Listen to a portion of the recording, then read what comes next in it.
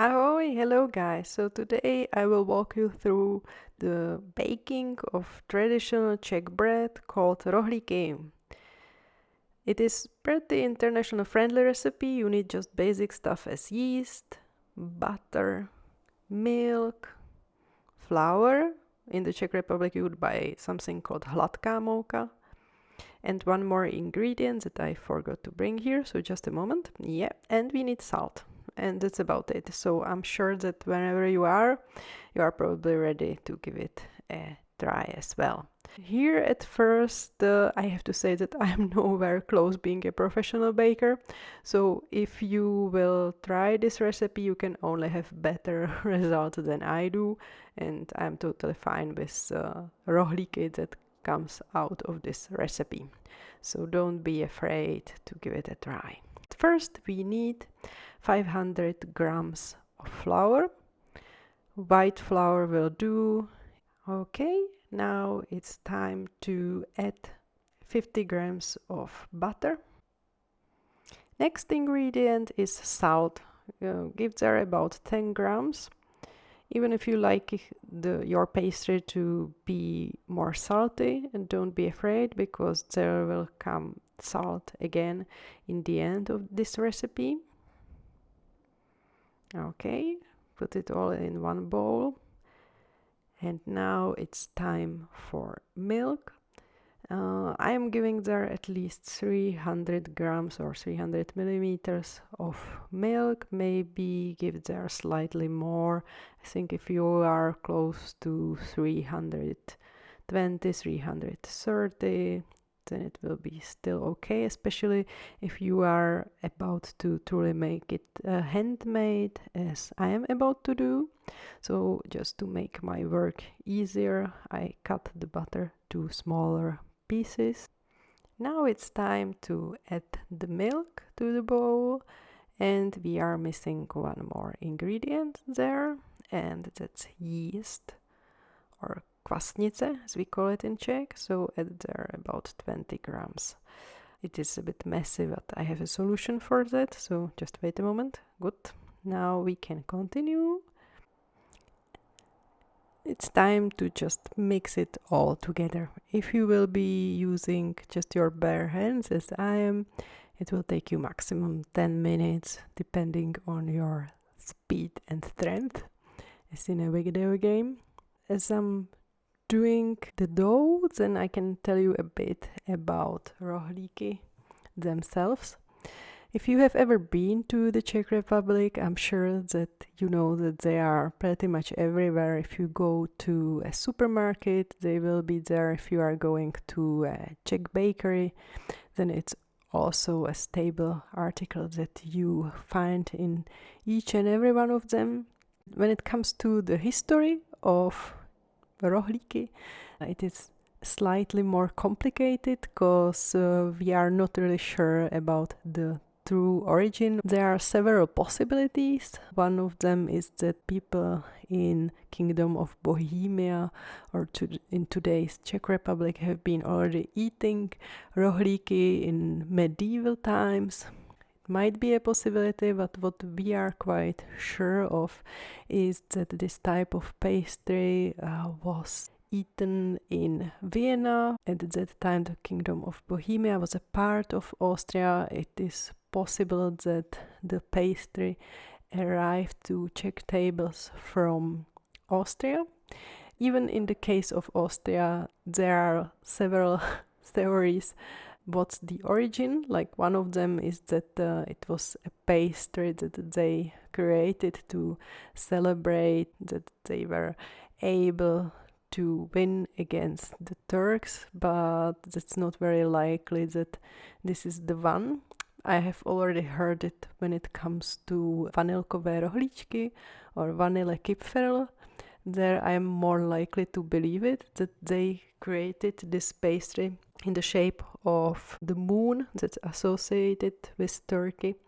But when it comes to rohlíky, I believe that it was way older pastry that the people have been already eating way earlier than during the times of the fight of Austrian Empire against today's Turkey. When we look at the pastry itself, it is obviously in the Czech Republic called rohlík. It is rožok in Slovak language. If you are about to travel a bit further, you can also find it, as I have mentioned, even in today's Austria and sometimes in Germany, but not that much from my experience. And there they call it Kipferl or Kipfel in Germany. The word itself, Rohlík, it is referring to the ends of this pastry, that it is something like a horn.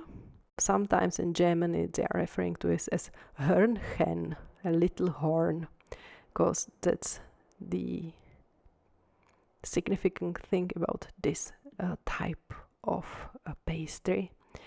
Even in the Czech Republic you can see quite a lot of different variations of this pastry, because it is not always in this sort of a moon shape. Sometimes it is just straight. And of course you shouldn't be surprised that we even have something called pivní rohlík, beer roll, where you can add to the recipe beer or malt.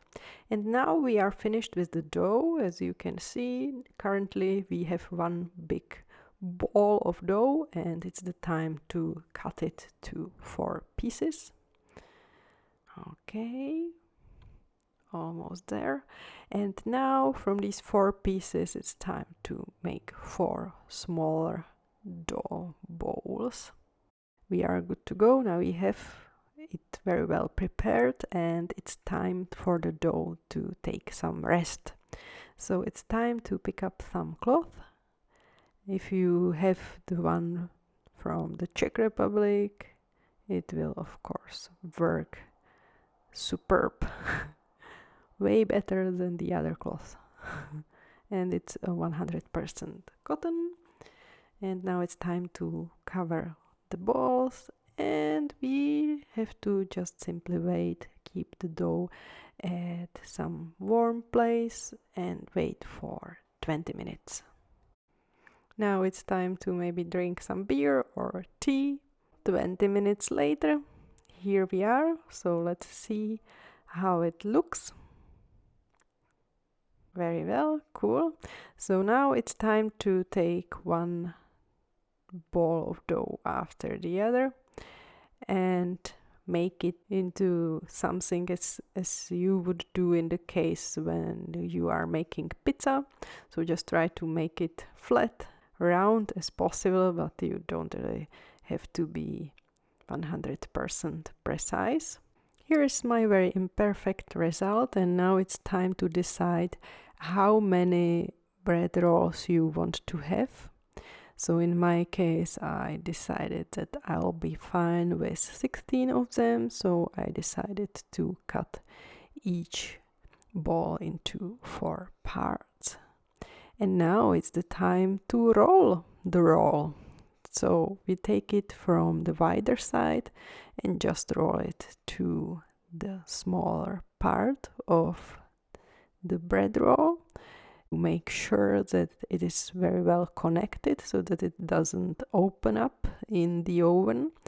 And as you can see, now we have the shape of rohlík that we are familiar with and that we really like in the Czech Republic. So now you just have to go on and do it even in the case of the rest of the dough. So as I continue, I can give you some more details about rohlíky themselves. It kind of looks a bit like a croissant, doesn't it? Well, you are right. We are quite sure that rohlíky, or these rolls, are older than croissants. Maybe there was some inspiration. Vienna and Paris were quite well connected, so it could have happened that someone brought it from one country to the other one. But the main difference between these types of bread is that Croissants are made from puff pastry, and rohlíky are from soft yeasted dough. Rohlíky are crispier and less buttery than croissants.